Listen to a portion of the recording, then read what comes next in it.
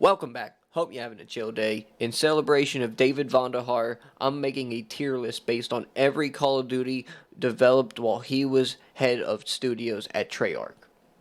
Starting with Call of Duty 2 Big Red 1. Never played it. I did watch a video for it before recording this. It looked about typical for that time frame. Can't say much more on it. Moving on to Call of Duty 3.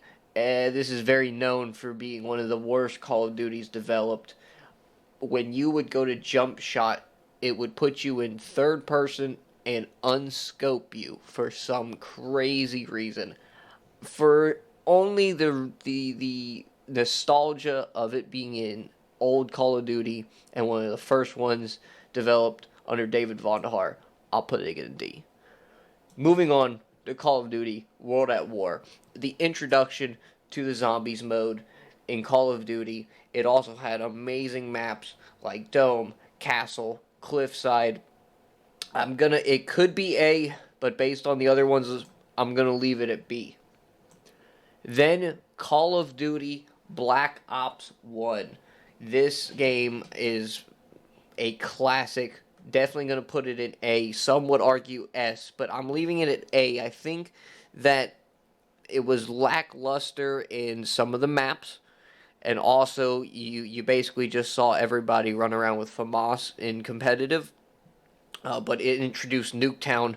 It had an amazing campaign. Introduced Frank Woods as a character, Sergeant Frank Woods. I always feel like Infinity Ward had Captain Price and Treyarch had Frank Woods as their icon. Moving on to Black Ops 2. This one is an S. The ranked play was great. If you made it up that high, you could actually place with pros, and there was a reason to grind it. Not a lot of hackers like there is today either. Guns, you had the M8, the MSMC, the Scorpion, transit mode for zombies. This Black Ops 2 was probably the pinnacle of Treyarch until Black Ops 3 came along. And I would argue that Black Ops 3 outdid Black Ops 2. And I know I'm going to get roasted for that opinion. But I thoroughly enjoyed Black Ops 3. It introduced specialists, which Call of Duty needed a shakeup. I think the specialists were that shakeup. They also improved upon the jetpacks, made it more of a gliding movement rather than a boost movement coming from Advanced Warfare. It was also very colorful.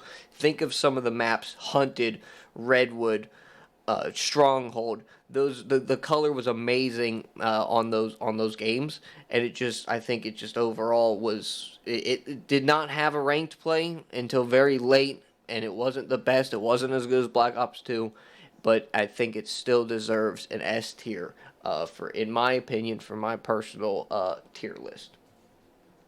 Then Black Ops 4.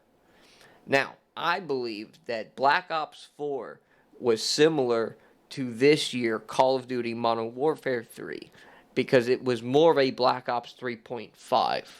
What do you think? Do you agree with that statement? It wasn't a bad game, but I think it was a B tier behind World at War.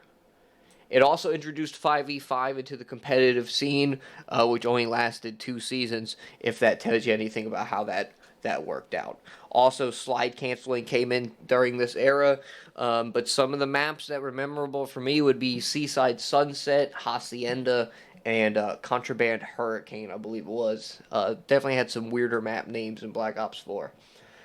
Then comes Cold War, their last entry into the series under David Vonderhaar.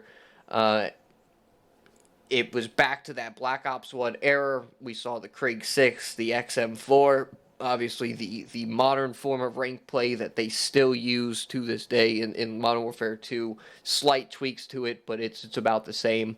I think that's another B tier comparatively to the first 3 Black Ops games. I think it's fair to put Cold War in the B tier. I don't think it lived up to the other Black Ops names. But before I finalize this list, I want to make one change that might be a bit controversial. I'm putting Black Ops 4 in the C tier, below World at War and below Cold War. What's your opinion on that? Roast me in the comments if you don't agree. I can take it, don't worry. The next thing I wanted to bring up was some departing words by David Vonderhaar himself. He said, "Today I am sharing that I have left Activision and Treyarch after an incredible 18 years and 8 Call of Duty games." He goes on to thank his co-workers at Treyarch, and then he also goes on to thank the Call of Duty community for our passion and enthusiasm. And in reply, thank you, Vaughn. We do appreciate you. He goes on to say that he's staying in the games industry, working on undisclosed project, and he will share more as soon as possible. If you do a little snooping on his LinkedIn profile, he is a game designer, but it is at a classified company. So I'm excited to see what he ends up moving on to, if it'll be in the FPS genre, if it'll be something completely different. He'd also, the Treyarch Twitter posted a thank you note to him, again with that hashtag thank you Vaughn. Everyone, if you could, share your thank yous, because the man was a legend. However, how will this change the Call of Duty games developed by Treyarch going forward? I really think it's not going to make that big of a change. It's especially when you're at that level of the corporate hierarchy. You lack less of the individual touch on the development process, and again, this is just my assumptions, but I would assume that he is making more of a overall strategic plan for the direction of the studio, and kind of having checkpoints along the way to make sure things are going the way that he would expect and that the fans would expect.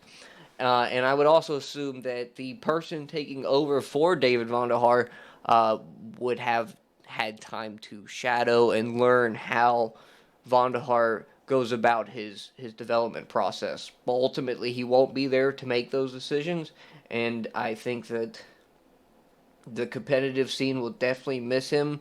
However, where Call of Duty is currently, it is, especially the last 3 games, they have all felt about the same. They're running off that same engine, sticking to the same guidelines. It seems like the studios are getting less separated in their individualistic styles, and they're kind of being brought more to develop one style of game.